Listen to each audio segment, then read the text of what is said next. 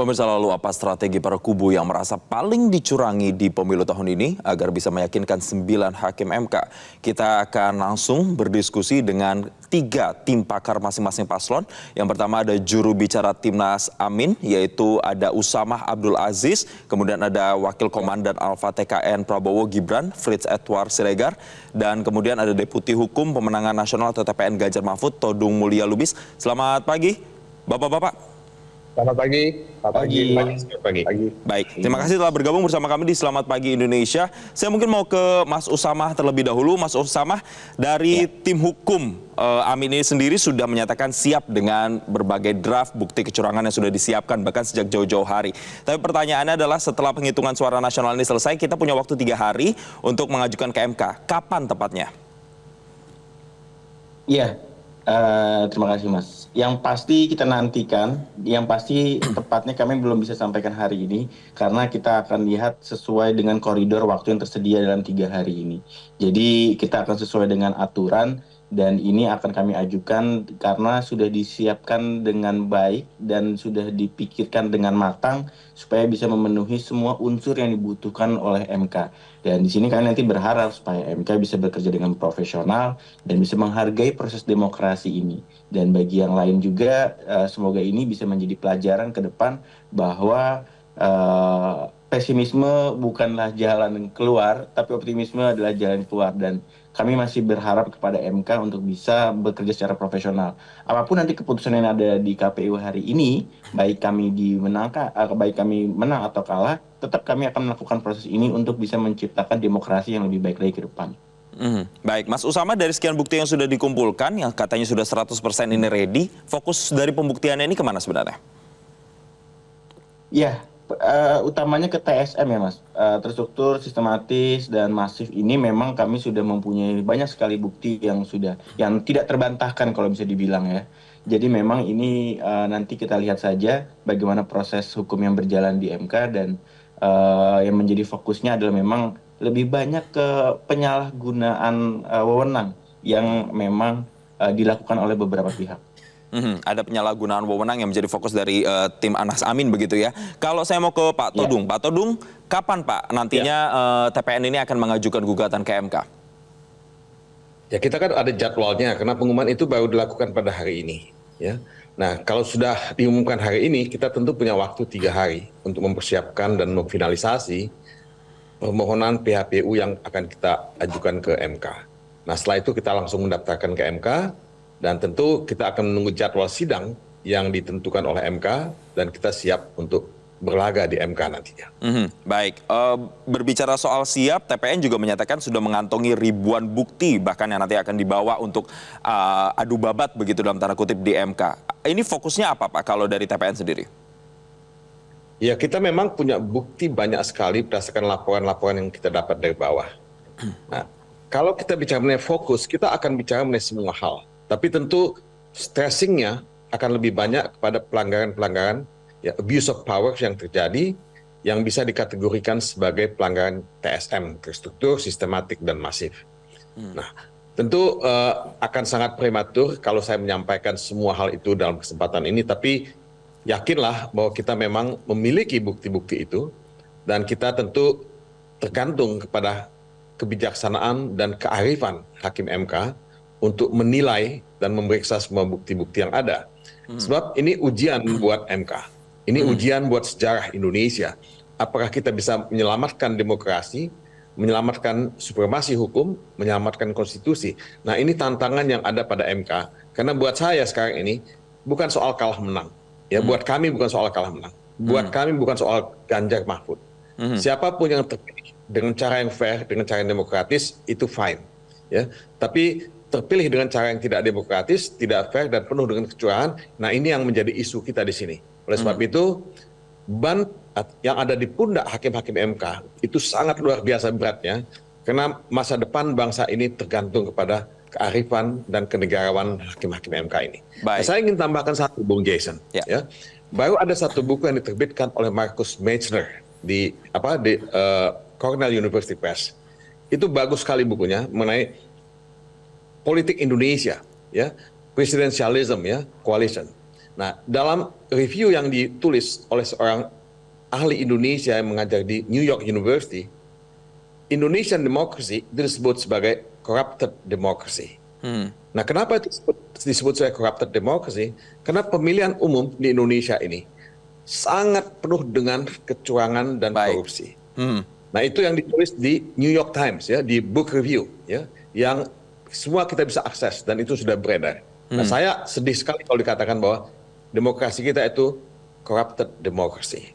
Baik, Pak Todung, ini juga berbicara kecurangan, apakah TPN juga mau menyoroti salah satu fokusnya adalah adanya gap atau margin yang begitu lebar terkait dengan perolehan suara Ganjar Mahfud yang hanya sekitar 17% ini? Ya, tentu kalau Anda bicara mengenai hasil ya, perolehan suara 17% yang didapatkan oleh Ganjar Mahfud ya, 58% yang didapatkan oleh Prabowo Gibran, memang ada margin 40% di situ. Ya. Tapi kan asumsinya apa? Kalau asumsinya everything is fine dan semua berjalan dengan aturan ya, saya kira tidak akan ada masalah. Tapi persoalannya ketika kita bicara mengenai TSM, kita sudah berasumsi bahwa ya semua ya hasil pencoblosan pada tanggal 14 Februari itu didikte oleh kecurangan, didikte oleh intimidasi, didikte oleh politik bansos, ya, didikte oleh kriminalisasi. Nah, kalau itu yang terjadi, pencoblosan pada tanggal 14 Februari itu, apakah itu valid atau tidak? Apakah itu sah atau tidak?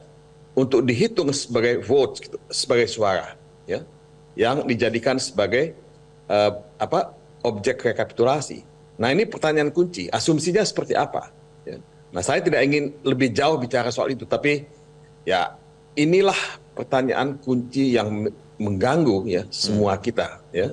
Tentu Saudara Fritz akan bicara lain soal ini, karena dia mewakili paslon nomor 2. Saya menghormati itu, tapi saya hanya ingin mengatakan bahwa tidak ada alasan untuk tidak mempercayai atau ya melarang pihak lain untuk juga mengajukan argumentasi. Baik. Itu yang saya mau katakan. Saya mau langsung ke Pak Fritz kalau begitu. Kalau dari dua tim lain 01, 03 ini sudah siap nantinya adu babat di MK. Bagaimana kemudian dari TKN Prabowo Gibran merespon adanya sejumlah penggugat nanti yang akan siap untuk bisa mengajukan bukti dugaan kecurangan pemilu di MK?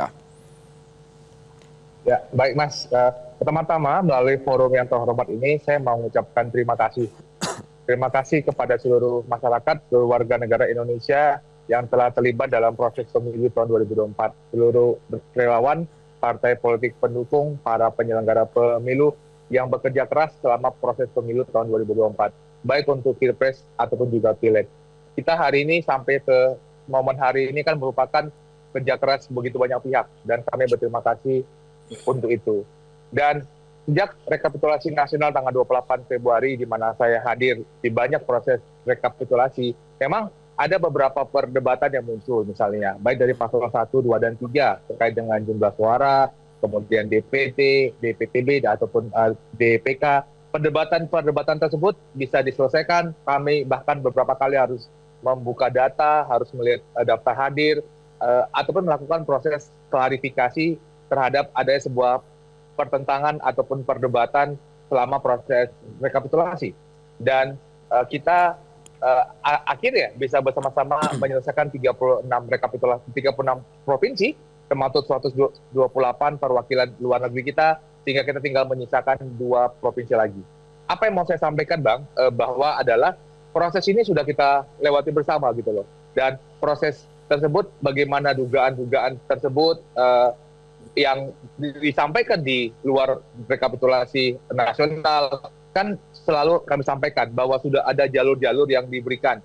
Ada jalur pelanggaran etika, ada jalur sengketa proses, ada jalur pelanggaran administrasi, dan juga ada terkait dengan jalur untuk ke Mahkamah Konstitusi gitu. Bahwa apabila paslon 1 dan paslon 3 merasa ada proses yang tidak sesuai, adanya dugaan pelanggaran TSN, kembali lagi kami mau menegaskan bahwa sesuai dengan Undang-Undang Pemilu yang dibuat oleh partai politik pendukung paslon 1 dan paslon 3, jalur untuk TSN itu adalah ke Bawaslu. Tapi kan kita bisa melihat bahwa paslon 1 dan paslon 3 tidak mempergunakan Bawaslu sebagai sarana untuk menyampaikan dugaan pelanggaran TSN-nya.